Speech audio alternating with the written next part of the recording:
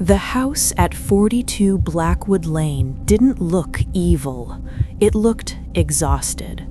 In the humid outskirts of Savannah, Georgia, it sat like a rotting molar in a gum of overgrown oak trees. For Elias, a freelance architectural photographer from New York, it was a fixer-upper dream. He bought it sight unseen for a price that should have been his first warning. As he stepped onto the porch, the floorboards groaned, not like wood, but like a person waking up from a long, painful sleep. The sound of sand. The silence in the house was too heavy. It felt like it had weight, pressing against Elias's eardrums. That night, he lay in the master bedroom, the air thick with the smell of old copper and damp earth. Around 3:15 a.m., he heard it. Scritch, scritch, scritch. It sounded like fingernails dragging across the inside of the walls. He sat up, heart hammering. It wasn't coming from the hallway. It was coming from the drywall directly behind his headbed. Rats, he whispered, though he knew rats didn't have a rhythmic 4-beat tempo. Scritch, scritch, scritch, tap. The hidden map. The next morning, Elias decided to peel back the yellowing wallpaper in the living room.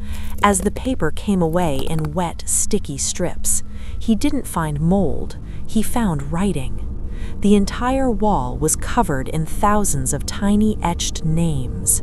Some were dates from the 1800s, others were as recent as 2024.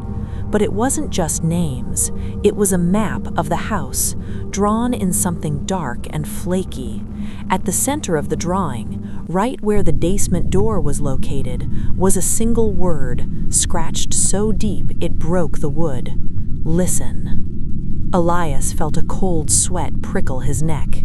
He realized the names weren't a record of who lived there, they were a record of who never left.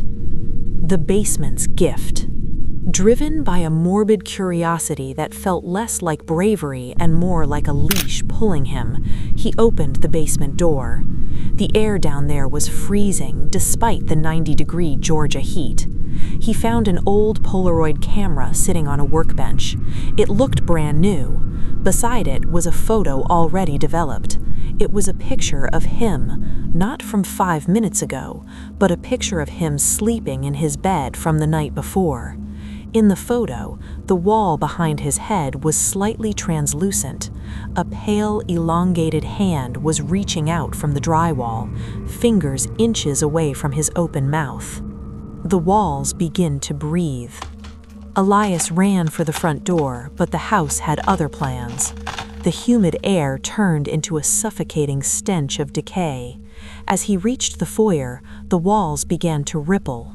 The drywall didn't break. It stretched like skin.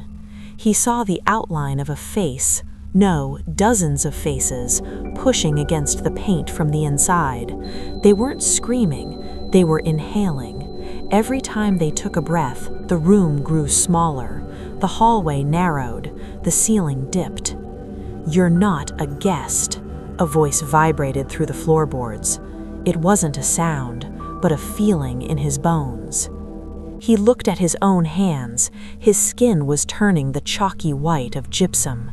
His feet were sinking into the hardwood, the grain of the oak merging with his ankles. The final silence. Elias tried to scream, but his mouth was filled with the taste of dust and old copper. He looked at the wall one last time. A new name was appearing, etched by an invisible finger. Elias. The last thing he saw before the darkness took him was the front door. It was wide open, the sun shining beautifully on the oak trees. A young couple was standing at the edge of the driveway, holding a for sale flyer. "Look, honey," the woman said, her voice muffled as through a thick barrier. "It's a bit of a fixer-upper, but it has so much character." Elias tried to bang on the wall. From the outside, it just sounded like a soft, rhythmic tap. Horror element breakdown. For you.